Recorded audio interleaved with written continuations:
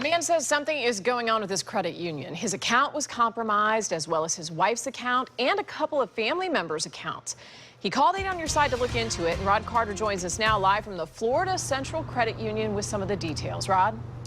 Yeah, here's the deal. That customer told me that his account was hacked, his debit card, as well as several family members. So I sat down with the CEO here at Florida Central Credit Union to talk about this. And she said, unfortunately, what happened to him, his family members, happens to a lot of people. She has even been hit. Wes James says it all started with a charge for $1.50.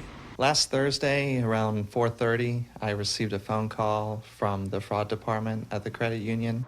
Some crooks cloned his Florida Central Credit Union debit card and charged hundreds of dollars. I haven't lost my card. It hasn't been stolen. How are they able to replicate my card? James thinks something at Florida Central is amiss. We haven't had any breaches here whatsoever.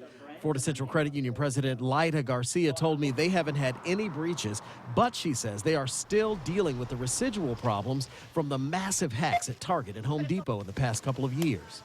We have every bell and whistle to try to deter or to catch fraud as soon as it occurs.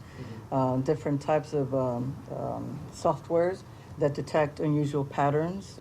Now, I did a little checking around with Tampa police, and they did respond to Florida Central a handful of times this year, mostly for people passing fake bills and at least one time involving credit card fraud. I also checked with the state's Office of Financial Regulation. They tell me from January 2010 until now, they've had just 5 complaints against Florida Central, none for credit or debit card breaches. Something needs to be done. As for Wes, he just wants his money back, and he wants to be safe from any problems again.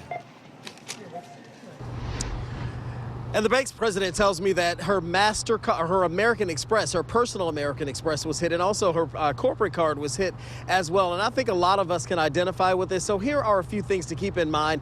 Nothing is foolproof, but these things will certainly help cut down on your risk. If you can, use credit instead of using debit. Also, sign instead of actually keying in your PIN code.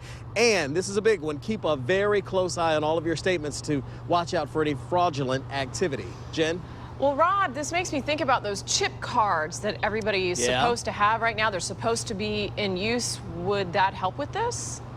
Well, you know, that deadline for those to be sent out was actually October 15th, and they will help because you don't have to actually put in a PIN code. You just put the card in and it reads the chip. However, crooks are very clever, Jen. You know this, I know this, so whatever comes up next, they're going to try to find a way to beat it. So it's always up to us to always be vigilant as well. Do the best you can to cut down on the risk.